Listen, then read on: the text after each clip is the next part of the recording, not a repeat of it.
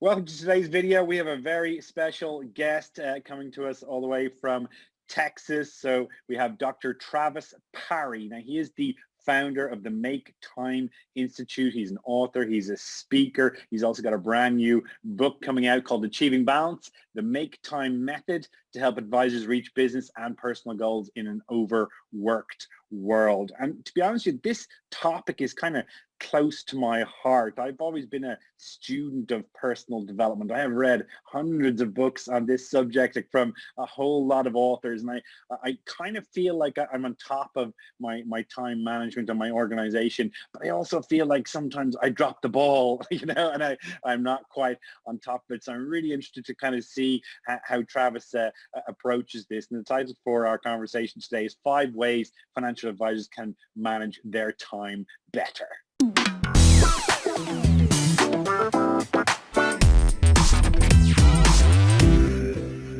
Hey, thanks for having me, Paul. You're the only guy who's pronounced my last name correctly. Yeah, maybe it's my European roots to actually pronounce it correctly. I think you told me you're originally Welsh, isn't that right? That's right. Yeah. Yeah. That's the Welsh Parry. So listen, Travis, tell us a little bit about sort of how you got into this. I mean, you're obviously involved in speaking and consulting, and you've been a founder of the Make Time Institute. So as I understand, you were a lowly financial advisor originally. Is that right? Yeah, lowly. You're funny. I wanted to get into the financial planning, but I didn't know how, and I kind of fell into it backwards, upside down, into the insurance industry, and was trying to climb my way back up. And I did go independent and have my own firm. Great experience. But I think all along the way, as advisors, we're trying to build a practice, maintain those clients. We become business owners, and that's the entrepreneur in us. Those in big firms, they have more support and they can therefore offload and delegate. At least that's the theory. The reality is we're all hanging our own shingle, regardless of where we're at. So I think these tips and really discovering how to better manage your time as being an advisor is so important to your growth, to your marketing efforts. You could pour all the ads on there. You could pour all the marketing efforts. You could be an incredible marketer. But if you don't know how to manage your time, it's going to implode instead of explode. And how did this journey happen? Isn't the bit I'm trying to understand. So you're an advisor, as you say, you work for some of the bigger firms. And how did you go from that to establishing the Make Time Institute? What happened? Did you wake up one day and go, okay, I've had enough of this. I'm off. Is that what happened? It's a really good question. People ask me all the time why. In the first chapter of my book that I just wrote, Achieving Balance, I answer this in a more sophisticated way, but essentially it goes like this, Paul. Okay. My father, who was 49 at the time, was a month away from being 50 years old. He passed away very suddenly of a heart attack, and it rocked our family, rocked my world. He became my very first death claim. And so as I was trying to help my mother with the estate and help my family as we're all grieving together, it became very apparent to me that, yes, financial planning is so important. You need to do it well. You need to do it right. And as I was helping my mom move forward, something in me snapped. And that was, Travis, you're helping people with their finances, but you really want to help them achieve all of their goals, their health goals, their relationship goals. And so I began a journey, and that journey really brought me back to time management, that as much as we want to try to achieve all of these goals in life, business and personal, it really comes down to the time we spend. So I became an expert in time management, but I also became a subject expert in health, in relationships, in finance, and, spoken all over the world, actually, even in the UK. I've done some speeches there about those topics. And so, if we want to be really good, we want to achieve our goals, business and personal, we need to manage our time excellent, not just good. We need to be excellent time managers. So, well, let me put it to you this way. If I'm an advisor, planner, or wealth manager, and I'm running a practice at the moment, I'm pretty busy, okay? I've got a lot going on. Some of these guys that I see work 12 and 16-hour days, 5 and 6 days a week. I see it all the time, okay? And that's not just Ireland, UK, that's US, that's Canada, that's Australia, that's Middle East. It really is all over the world. So Yeah. if you're kind of giving, sort of tactics around sort of time management and so on, and maybe they've heard some tactics around this before, what's going to make them kind of sit up and think, okay, I really need to pay attention? Why should they care, essentially? Yeah. Well, and I think this kind of goes back to the question you had before. It's not just about time management for time management's sake, because there are people who I trained who are like, thank you, Travis. Now I can take the 80 hours I was working and now I'm more productive. And I Hmm. realized I was starting to help people when I was doing time management. I was Hmm. trying to help them become better workaholics. So if that's your thing, if that's your shtick, because a lot of people wear that as a badge of courage, Paul, like, Yeah, I'm a workaholic. Yeah, yeah. but then if you only live till age 50, we don't know how long our lives are going to last. Is that really what we want to do? At the end of our lives, we want to look back and say, gee, I was a really good advisor. Hmm. The reality is most people that I've done exercises with, they want to be close to God. They want to be close to their family. They want to have Hmm. great health. They want Hmm. to be remembered for things much more important than work. All work is Hmm. important. Hmm. It's really all about balance. And that's what I'm trying to bring back Hmm. is this better work-life balance so that you can have an excellent, fantastic life outside of work. And I think that's why people should care, that it's not just about serving their clients, it's about creating a legacy and a life outside and live what they preach to their own clients of leaving that legacy. Actually, that is the irony. There's a lot of people these days are lifestyle financial planners, and they would preach to their clients about having a better lifestyle and we're getting better balance with their family and traveling more and having a lovely retirement, and not actually practicing what they preach. It's kind of That's right. ironic, really, very much so. So, can you give us a few ways then that we should be doing in terms of how we should manage our time better then? Yeah, there are several things, tips and stuff we can throw out here. The first one is you got to identify what your sweet spot is.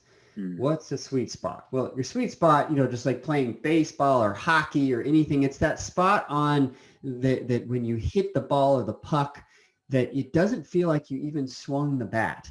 That it's Mm-hmm. just perfect. You just nailed it. And there's this range on a baseball bat, on a cricket, whatever it is that you're hitting with, where you just know that it didn't ring and it didn't hurt. Now, ideally, that can happen at work with your top 3 to 5 activities that are Mm-hmm. most enjoyable, but they're Mm-hmm. also the most productive and Mm-hmm. probably pay you the best. Some people say, well, just make a list of everything that is the highest paying and only do the things that are highest paying. Well, that might not work. You need to have highest paying plus the things that you really enjoy. And so Mm-hmm. I have a pattern to help people to do that. But essentially, if you're not doing that each day, if you're not in that sweet spot, you tend to feel stressed. You tend to feel like I didn't accomplish anything, even though you did a bunch of stuff that day. Mm-hmm. Yeah, So people yeah. can be really productive and accomplish things and get stuff done.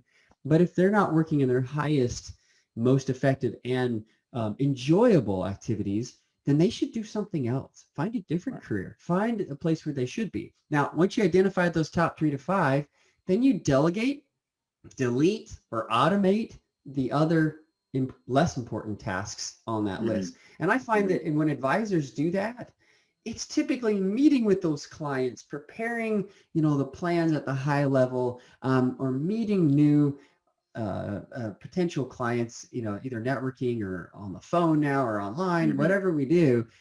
Those are the things that I typically find are the most enjoyable for them. And so if they're not spending time there, they're probably wasting it.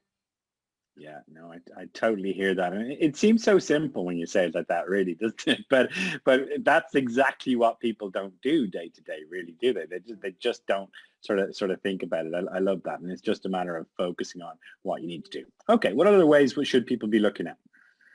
Using your calendar every single day. This calendar, I mean, we've got it on our smartphones, on our watches now, on our computer. Whenever you make or schedule something, you would think it would go without saying that you Hmm. need to have your calendar. Well, that Mm. that is unfortunately a big switch for a lot of people who, are double booking themselves, triple booking themselves. I was even taught as a new financial advisor, go ahead and double book your entire calendar because things will fall through. That was not great advice. Yes, No. things did fall through, but when I was being true to my integrity and I was scheduling time for people, then they're ticked at me and they don't want to do business. It was bad advice. So make sure you do not overbook. There's always something else you can do. There's that fear of missing out, that if I'm not totally slammed, I'm not so busy, I must not be important, right? So make sure you actually give yourself enough time between appointments. Don't overbook, and if things do reschedule, people have to, switch their calendar around, be flexible with that. And use your time in your top 3 to 5 most important priorities and go back to things that need to get done. So I find that to be really important. And then, a lot of us get stuck in our email, Paul. This is the number one, that I find advisors get stuck. Why? Because you're helpers. You have hundreds of clients. You have team members that want to get in touch with you. And so what do? You get slave to that email instead of setting time to check it periodically. It should never just be open and running. That's like equivalent of standing out by the street and opening your mailbox and waiting for, the postman to come by, the mailman to come by and be like, hey, or Amazon Prime, we'd probably do business there. I get it. But if all you're doing is reacting all day long to what's coming into your email, you'll never be proactive. So turn it off, turn off all notifications, and give yourself time on your calendar to actually go through and process those and look at them and reply throughout the day. Yeah, totally agree. I actually did something on my smartphone. I turned off all the notifications of most of the apps, all those ones that come up and you end up with like 500 unread notifications, and every time something happens it bings on your phone. Like it turns into a sea of notifications. So turning off those little sort of red numbers made a huge difference. I think I reduced my stress level straight away, which is kind of funny. So would you recommend that an advisor is specifically, I get the turning notification things off, but should they specifically then be choosing particular times of the day? So you check your email for half an hour in the morning, half an hour in the evening, and you ignore it the rest of the day. Is that kind of what you're advocating? So I'm advocating that you go through and you clean it out a half an hour a day in the morning or in the evening, or an hour. An hour a day is good to clean out all of your inboxes, your email, your text, your voicemail, so that you stay on top of things every single day. Okay. And those that can't do that, it's typically because they have so many collection points, it's not organized, that we need to help them to organize all their collection points, their notes, their tasks, their email, everything into a better system. And that, that's a time management system, a processing system that once you have it going, you no longer have to binge and purge your time and your processing. So processing is one thing. It's going through and taking care of everything. Now, that doesn't mean that throughout the day you can't check and reply to email at certain times. Just do it proactively. So if you want to say, I'm going to check email between appointments, that's proactive.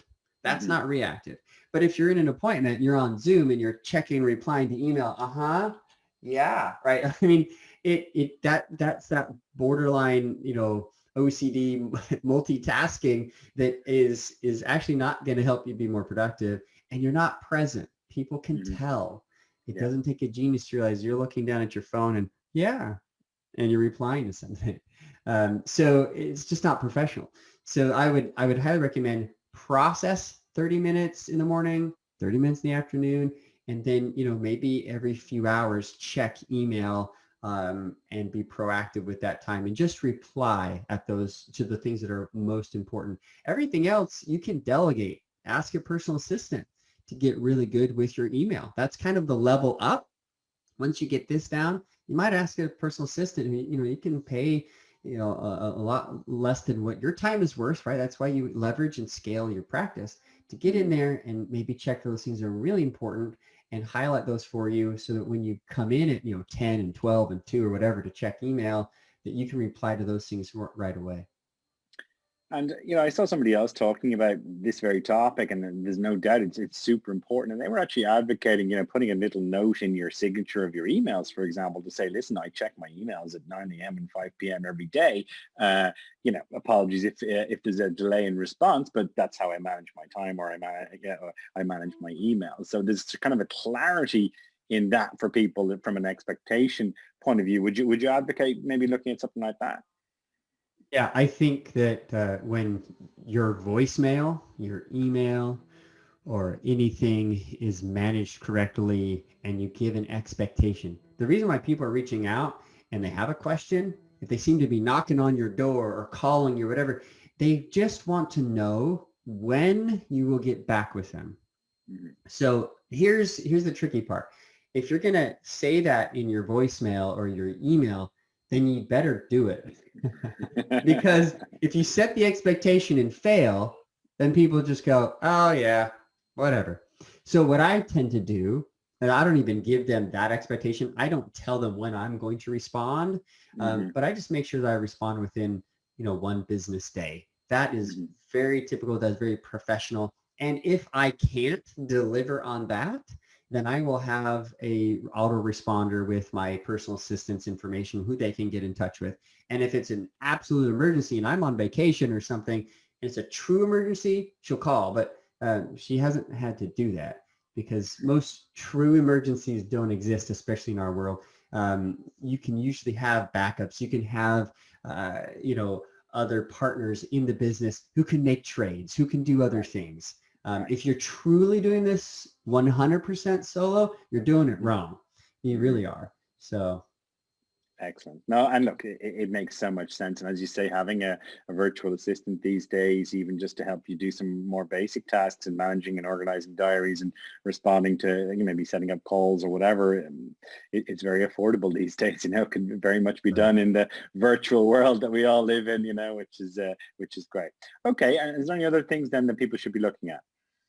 I'd say, as you're looking at your time, track it. Start Hmm. tracking it today. Start Hmm. deciding and look at it for a week period. Like, where am I? Because what happens is once we start to track it, just like when you ask, your clients to track for a budget or for a financial plan, their Hmm. investments or their insurance, when you're tracking it, then you can start to decide, "Hey, maybe I don't really want to do this activity.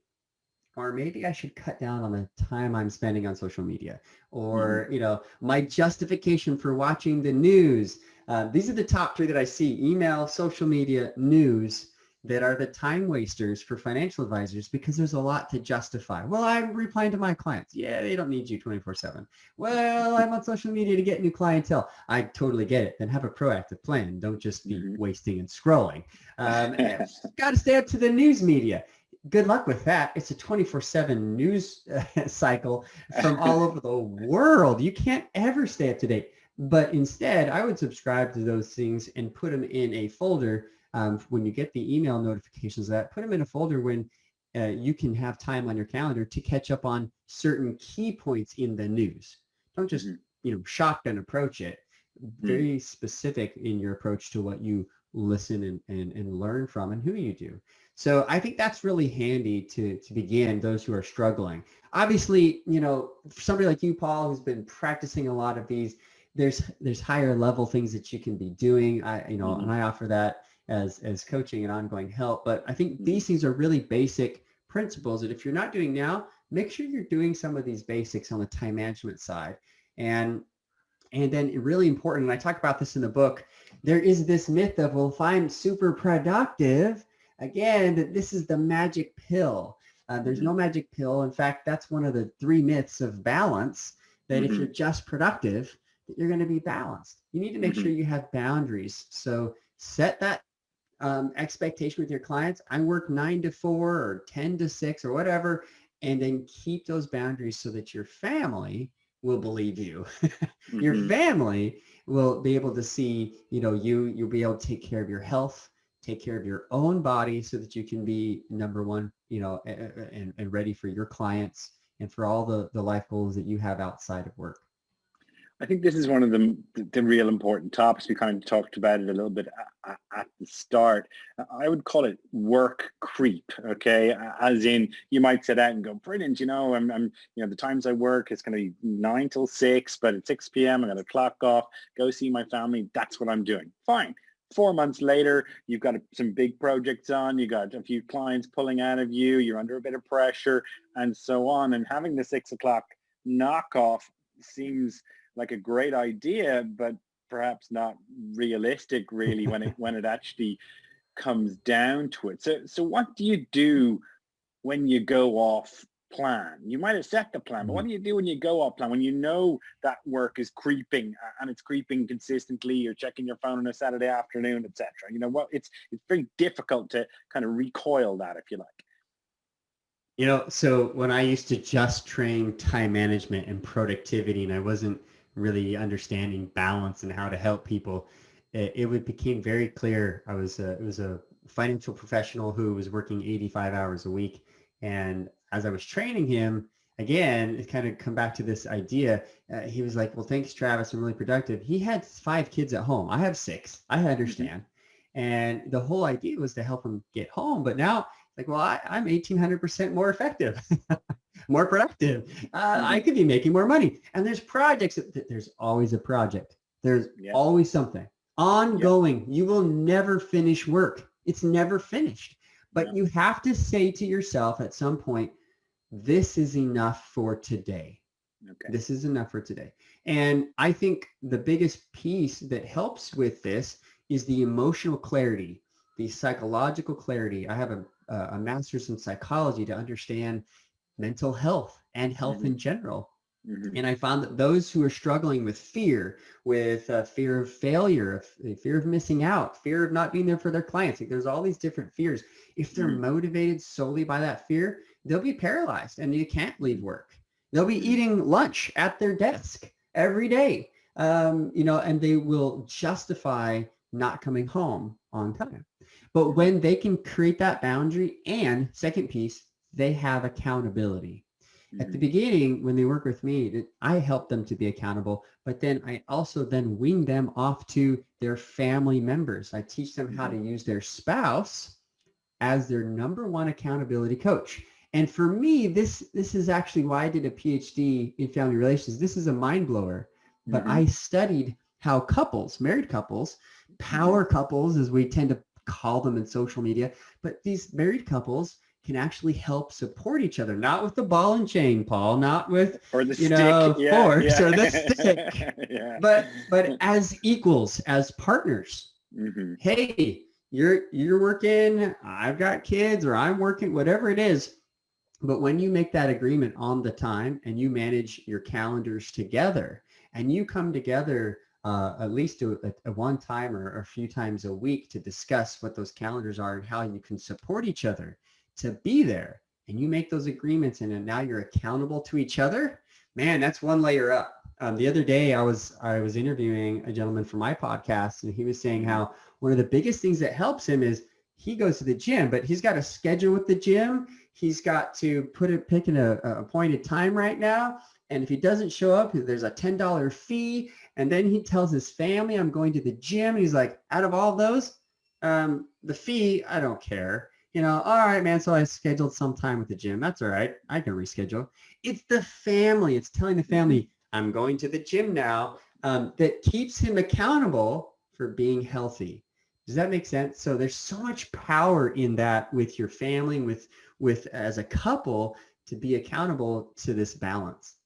It's kind of turning it around, really, isn't it? Because people obviously they are accountable to their families, but they don't necessarily go about it in a powerful way, which allows them to leverage it and use that as a way to keep on top of their own calendar and their own schedule. So that's a really interesting way of approaching it. And you've got 6 kids, so you've definitely figured it out how to manage your time and your balance between these things, which is excellent. Is there any specific kind of tools that you recommend around getting on top of this? Because there's obviously any number of tools out there and any number of apps and phones, and we're kind of drowning in tools to a certain extent.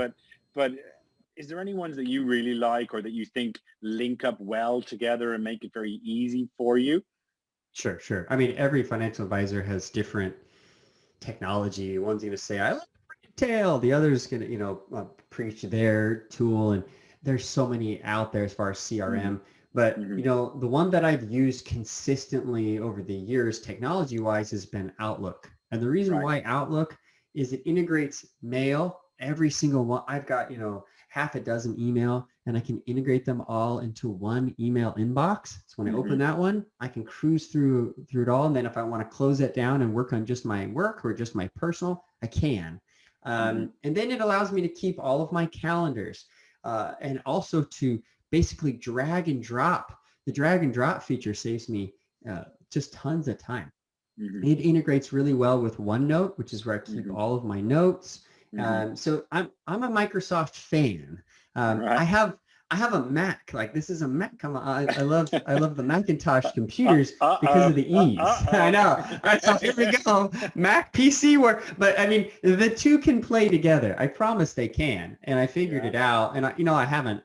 Excuse me. I have an iPhone. I mean, it doesn't matter. Like nowadays, a lot of technology can sync well together, and that's the important Hmm. part is that you sync it well so that you have it wherever you are, your calendar, your tasks, your email, and then you can turn those off. I go on Hmm. vacation next week. I'm out of town. I'm turning everything off so I don't have to think about it. When I come back, I'll deal with it. But I think beyond technology, because we can talk technology for an entire hour, and Hmm. this is the reason why I wrote this book. This book is more like a workbook. It goes Hmm. through the 12 steps that a workaholic would suffer, the suffering from workaholism, sorry, Paul, that they could get through and deal with these three myths that I talk about Hmm. and really provide a solid time management structure to allow them to be balanced. We talk about accountability. We talk about all these tips in time management, how to actually build a time management system. And so Hmm. that's my big thing is have a system. If you don't have a system, then what you're likely to do is follow a hack here, a hack there, a tip here, a tip there. And so why I like giving them, it Hmm. still is difficult because most people, they'll listen to the two or three things that we talked about today. Oh, great. Yeah, I'm doing these other things. And they'll continue on. But financial advisors don't realize that just like giving a client a solid plan and Hmm. working with them on that plan, if they don't have a Hmm. solid time management system that helps Hmm. them have balance, then they likely will let the work creep. They likely will fall off the wagon. They likely Hmm. will do something for a month and it just not work the next month. Yeah, no, I totally hear that. Can you give us maybe kind of a case study, maybe of someone that you worked with who was, your classic overworked, underappreciated, everything kind of getting away from them, and you're able to work with them and apply some systems and process and kind of get them out of the hole, so to speak, that they were in, but and that they were able to kind of develop from there. Could you give us that kind of? I sometimes like practical examples. Can you give me a practical example Absolutely. around that? Yeah. Yeah, absolutely. And I have several of these. I actually like to record these case studies and put them on my website at Right. travisperry.com. Hmm. Um, there's one that is particularly comes to my mind. His name is Raul. Hmm. Raul, he has been in the industry for about 15 years. He was an industry changer and came over to the industry with a lot of great expectations from Hmm. another industry. And he really wanted to be there for his clients. A lot like every financial advisor I meet, like really driven to help. Hmm. Understands there's a lot of money to be made as well and some great freedom. Well, after 15 years in the industry, he was still working Fridays, Saturdays, some Sundays, nights. And I think when it hit him, it dawned on him is that their only son, somewhat on the autism spectrum, had some Hmm. special needs and you take care of. He realized he wanted to spend more time with him and that time was slipping away. And he was doing all of these things that we were talking about, or he wasn't doing all those things that we were saying, the tips, Hmm. but he was letting the work creep. He wasn't getting home.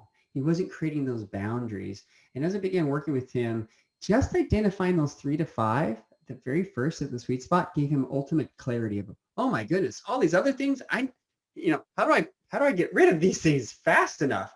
And he implemented, and he's so good at doing that, started keeping his calendar. And he totally surprised his wife one day and said, okay, I'm meeting you on Friday in the middle of the day, and we're going to go on a date. And they did. And it was like that set him off as I'm no longer working Fridays. Now he's trying to convince his team, because now like the team is pushing against, and he's like, no, I need this, And so with that, he's starting to help train his team that he needs this time. He no longer works weekends. He's not on his laptop. And I think the biggest key takeaway from him is he loved to travel, like love, love, love. In fact, he'd be working with a client and he'd be looking at places in Europe to go travel back when we could, right? And yeah. And while he still loves to travel and do that, and it is closely related to his cross-border financial planning practice that he has, he realized that a lot of it was just justifying. It was wasting time. It was, on work time. And he was able to turn that off, let the noise go, because we tend to self-medicate with the things that help us feel better, if it's on social media, wasting time in other areas. But so he's been able to push that aside. And a lot of that has just been the inner mental working that he and I have done together so that he can manage his time. So, at the end of this story, and really it'll continue, the end of the story, he's able to now go on vacations. He doesn't look at his cell phone. He doesn't bring his laptop. His family enjoys him because he's present. He's there. And you'd think, well, man, maybe he's losing some money at work. The reality is he's taken on 3, 4, almost, 5 dream clients, he calls them. Before he had some ideal clients, he was doing well, one of, very successful here in Austin. But now he's able to have some incredible dream clients and really taking his practice to a whole new level because he's turned off and delegated and outsourced and brought on other people to help him with those other clients. He's really been able to scale to that next level and increase his income. Excellent. Funnily enough, getting on top of your time management grows your revenue and grows your practice. It seems kind of obvious, but funnily enough, that is the result. Let me challenge you and put you on the spot a little bit. I mean, you're a guy who speaks to a lot of advisors. You obviously are an advisor yourself originally, and now you're implementing all your principles. So, I mean, if you had to start an advisory practice tomorrow, okay, let's say you didn't have the Rolodex that you have, you didn't have the experience that you have. How would you approach it? What would you do differently? Is there things that you'd put in place from the get-go? How would you go about it? Great question. And as I thought about this earlier, times have changed. When I was started, it was go talk to your family and friends and get referrals and that whole bit. I didn't like that approach. In fact, at that, I said, you know what? I'm a 22-year-old. My family, they're going to look at me and they're going to say, prove it, kid, because I know them. So I didn't even go that route. I didn't have a Rolodex to spin through and contact. In fact, that was one of the reasons why I kind of stayed away from the financial planning industry, because I wanted to wait until I did. But I kind of fell into it and got started. So instead, I did a lot of networking. I did a lot of cold calling, which, you got to do something. And I bought lists, and then I eventually created these connections, and I started a network. I started my own, and I found people who were connected to the community and became good friends with them and showed them the work that I do, even worked with some of them. And that network actually helped me to build my practice. So it's 2021, we don't go to networking events anymore. We've got a pandemic. Maybe. Maybe. I think if you're not on LinkedIn right now, and you should connect with me, if you're not on LinkedIn, you're missing out on the biggest networking event that happens almost 24/7. And I'm on LinkedIn, and I've been there since 2012, I think. No, 2010. I love the experience, but it's really been sort of a resume. Like, here's my resume, and let me find a job. If you have that mentality now, you're missing out on what LinkedIn is. And there's some that take it to the extreme where they're trying to, meet everybody, and they're only spending time on LinkedIn. You've got to, again, manage that time, scale your practice. And I have found amazing connections, clients, centers of influence through LinkedIn that have helped me actually launch my book. The second thing I would tell you is write a book. What? Yeah, write a book. It sounds stupid, but it's so perfect. And the reason is what this will help you do is find your niche, because you'll ask yourself, would I write this book for? You need to find who your niche is and then become an expert to that niche so that when you write something that they will appreciate it. Financial advisors appreciate the information because I've been there. I've been in the industry and I really never left just for academic purposes. But then I can bring the knowledge back to the industry. This is for advisors. This book is for advisors, written by a former advisor. So that is my niche. And I can bring that level of information, expertise to them that is applicable and usable from here.